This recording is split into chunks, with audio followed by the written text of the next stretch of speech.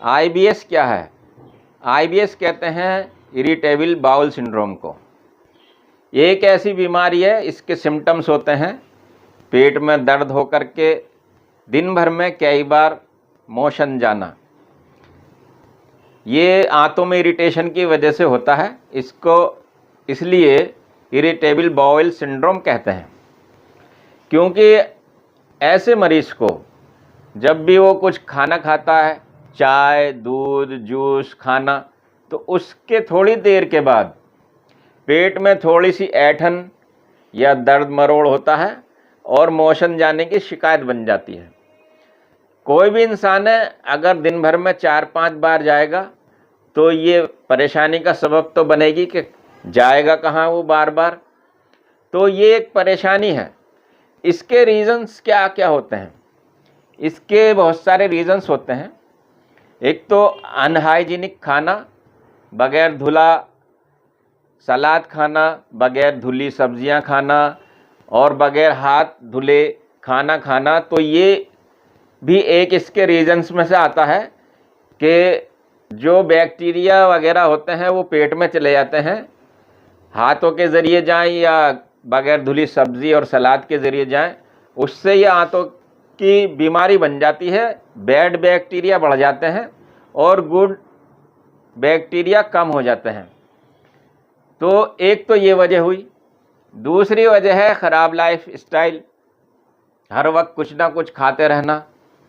और तीसरी और वजह है कि ज़्यादा बैठे रहना, कि कोई चलने फिरने का काम नहीं है, फिज़िकल वर्क नहीं है। और सबसे बड़ी इसकी एक और वजह होती है कि टेंशन या स्ट्रेस। अगर किसी को बचपन में ज़्यादा स्ट्रेस मिली हो, किसी भी वजह से कोई भी वजह रही हो और बार बार उसको स्ट्रेस टेंशन मिली हो या डिप्रेशन का कोई शिकार हुआ हो, शिकायत हो गई हो, तो ये जो है एक ऐसी बीमारी है जो माइंड से रिलेटेड भी है।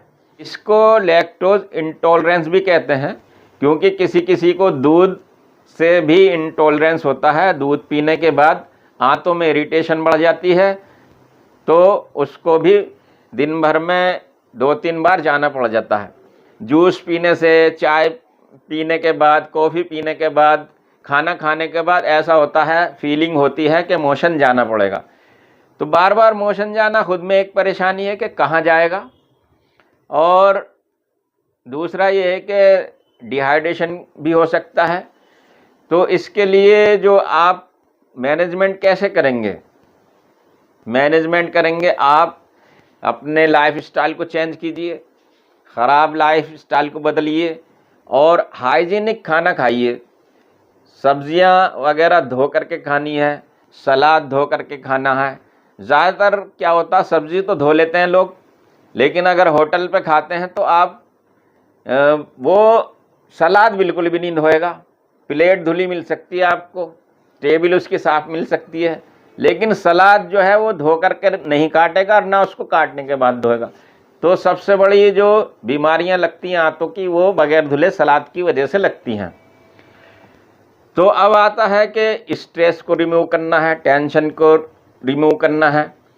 इसमें एलोपैथिक भी मेडिसिन आती हैं और मैं जानता भी हूँ, लेकिन यूट्यूब पर आपको बता नहीं सकता। इसमें आप ले सकते हैं घरेलू उपचार के तौर पर कुछ मेडिसिन या कुछ घरेलू कह लीजिए या आयुर्वेदिक यूनानी कह लीजिए। तो इसमें आपको थोड़ी सी चीज़ें लेनी है। इसमें लेना है आपको साबुत धनिया सूखा हुआ 50 ग्राम, 50 ग्राम लेनी है आपको सौंफ, 20 ग्राम लेना है आपको अदरक का पाउडर और 20 ग्राम लेनी है आपको खसखस। इन चारों को पीस करके रख लीजिए और आधा चम्मच दोपहर में या रात में 2 टाइम लेना आपको, सुबह शाम भी ले सकते हैं पानी के साथ। क्योंकि इसमें बैड बैक्टीरिया ज़्यादा बढ़ जाते हैं और गुड बैक्टीरिया की कमी होती है।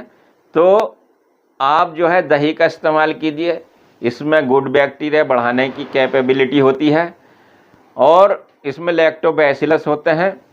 इसके अलावा जो है पेट में ठंडक भी करती है, क्योंकि आईबीएस के मरीज़ में पेट की और आंतों में इरिटेशन होती रहती है हीट की वजह से, गर्मी की वजह से।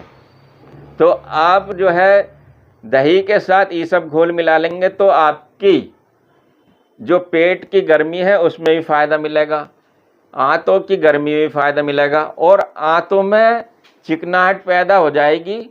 तो उससे क्या होगा कि आपके पेट के अंदर जो मरोड़ होता है वो कम होगा और जैसे आप टॉयलेट जाते हैं तो जल्दी फ्रेश हो जाया करेंगे।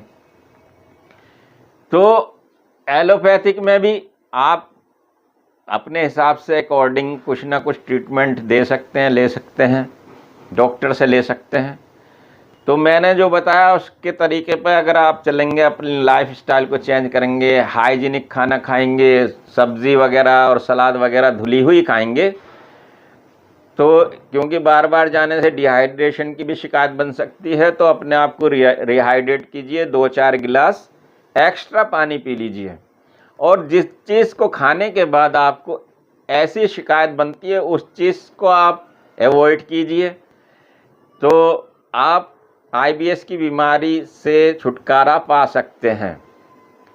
वीडियो की जानकारी आपको कैसी लगी कमेंट्स बॉक्स में बताइए और इस वीडियो को अपने किसी एक ग्रुप में, सिर्फ एक ग्रुप में शेयर कर दीजिए, ज़्यादा में नहीं, एक ग्रुप में भी चल जाएगा, दूसरे को फ़ायदा मिले, इसलिए आप उसकी हेल्प के लिए इस वीडियो को शेयर कर सकते हैं।